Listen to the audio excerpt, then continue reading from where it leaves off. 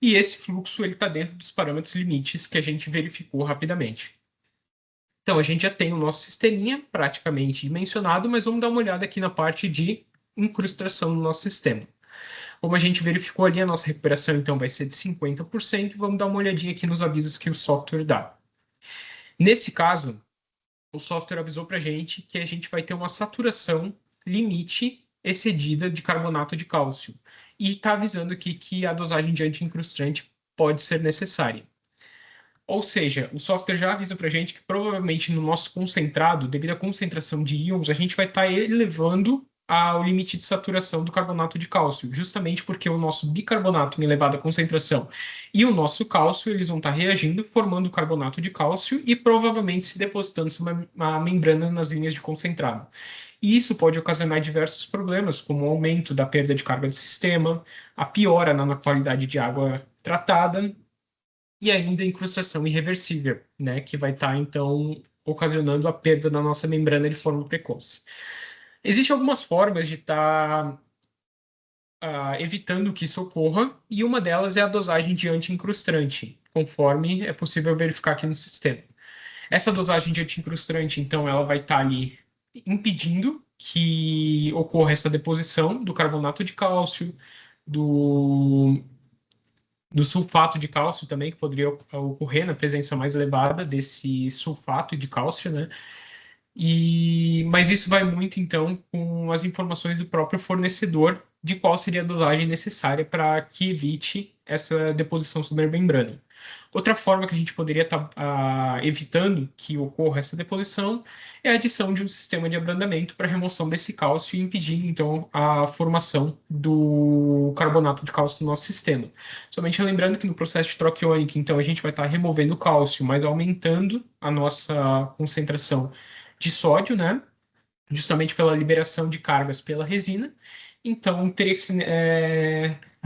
que ser verificado o quão viável isso seria para o processo, tanto em questão financeira quanto necessidades realmente para evitar que ocorra essa deposição. Eu vou manter esse alarme aqui para a gente verificar lá na frente como é que isso ocorre, né? Mas a gente também pode dar uma olhadinha aqui na saturação de sílica. Rapidamente, o nosso software informou que na linha de concentrado a gente vai ter uma concentração de sílica um pouco maior, ali perto de 40 miligramas por litro, e somente como questão de parâmetros de comparação, né? Alguns fornecedores informam que a dosagem de anti-incrustante consegue segurar até aproximadamente 250 miligramas por litro de sílica nas linhas de concentrado, evitando então a deposição dela e formando a sílica vítrea, que então ela impede a correta produção de água no sistema, aumento de perda de carga, os mesmos problemas que a gente verificou como o carbonato de cálcio. Então, vamos verificar aqui no nosso sistema.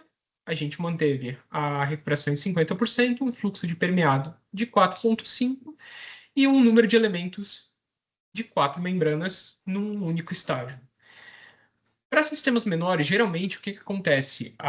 O fluxo de água é muito baixo. A linha de concentrado vai ter uma vazão de água muito baixa e não recomendada pelos fornecedores de membrana, né? Aumentando, então, a recuperação da membrana e ocasionando as perdas precoces dela. Então, para isso, a gente pode estar aqui adicionando um reciclo da linha de concentrado para recuperar um pouco mais de água e evitar esses problemas. Então, vamos adicionar aqui. A gente já vê aqui que na própria representação do sistema, a gente tem uma recuperação da linha de concentrado, retornando à alimentação. Nesse caso, como a gente está com uma recuperação de 50%, a gente vai ter 4 metros cúbicos de água permeada e 4 metros cúbicos de água concentrada produzida. Então, esse vai ser o nosso limite, digamos assim, do quanto a gente poderia estar retornando para a alimentação. Nesse caso, eu não vou retornar tudo, eu vou retornar apenas uma vazão de 1,5 metros cúbicos por hora no sistema, e vamos dar uma olhadinha aqui no que a gente vai ter. Conforme é possível ver aqui, quando a gente clicou em calcular, a gente percebe, então, que a nossa água de alimentação ela vai permanecer como 8 metros cúbicos por hora, que a gente vai estar recuperando 50% da água. Só como a gente tem um reciclo maior na nossa alimentação, a gente vai estar trabalhando, então, com uma alimentação no primeiro estágio ou no nosso caso, no nosso único vaso, de 9,5 metros cúbicos por hora e produzindo os 4 metros cúbicos de permeado. Além dessas informações, a gente pode ver um rápido sumário aqui, né? Então, nosso sistema, utilizando a membrana LP228040, que é uma membrana de padrão da Vontron de 8 polegadas, né? E que eu acabei não alterando ela nas configurações, mas devido a não necessidade nesse caso, porque é um sisteminha sem muitos problemas. A gente poderia estar olhando em outros modelos de membrana futuramente, né? Conforme a necessidade de evitar deposições com membranas antifouling ou ainda recuperações maiores, a depender do sistema que a gente vai ter, a qualidade da água que a gente vai ter. Então, no final, a gente percebe aqui, tanto olhando no nosso sumário, que a gente vai ter um permeado com TDS de 18,9, mas se a gente olhar aqui na água de alimentação, a gente percebe que o nosso TDS inicial era na faixa de 1.713 miligramas por litro. Ou seja, a gente vai estar tendo uma remoção ali de 98, 99% da nossa carga total. Se fosse necessário um polimento dessa água, essa água de permeado poderia estar sendo, então, encaminhada para um segundo passe da nosso sistema de osmose reversa, ou passando ainda por um sistema de leito misto ou um EDI para o polimento dessa água. Então, somente continuando aqui, a gente percebe alguns avisos no nosso sistema. Nesse caso, a gente teve um único aviso, né, que está falando dos limites de saturação do carbonato de cálcio, que como é que a gente já especificou antes a necessidade, então, de um anti-incrustante para evitar que isso estaria ocorrendo. Eu mantive aqui para justamente mostrar como é que ele apareceria no nosso sistema. Só que se a gente perceber aqui, a gente vai estar não vai estar tendo nenhum outro aviso no nosso sistema. Então está indicando que está tudo ok, desde que a gente dose anti-incrustante, evitando a deposição do carbonato de cálcio sobre a membrana.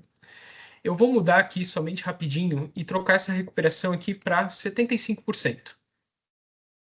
Novamente, como eu não troquei na parte de fouling, ele deu o aviso, só que eu vou manter assim e manter os 4 metros cúbicos de permeado somente para ver se vai dar algum aviso no nosso sistema. Se a gente descer novamente, aqui os avisos eles já aparecem com destaque, né? Onde a gente vai ter a frase, o aviso, no caso, que a vazão do concentrado é inferior ao limite estabelecido. Ou seja, a gente vai estar recuperando muito mais água no nosso sistema do que seria recomendado pelos fabricantes da nossa membrana. Justamente é o segundo aviso aqui, né? Que a recuperação por elemento é muito superior ao limite estabelecido de 17%, recomendado por eles, e a nossa evasão de concentrado vai estar sendo muito menor do que deveria ser. Então, nesse caso, eu somente vou retornar aqui para 50% para a gente finalizar a nossa simulação. Retornando, então, sem nenhum aviso e finalizando assim o nosso reforço. Qualquer dúvida, fico à disposição.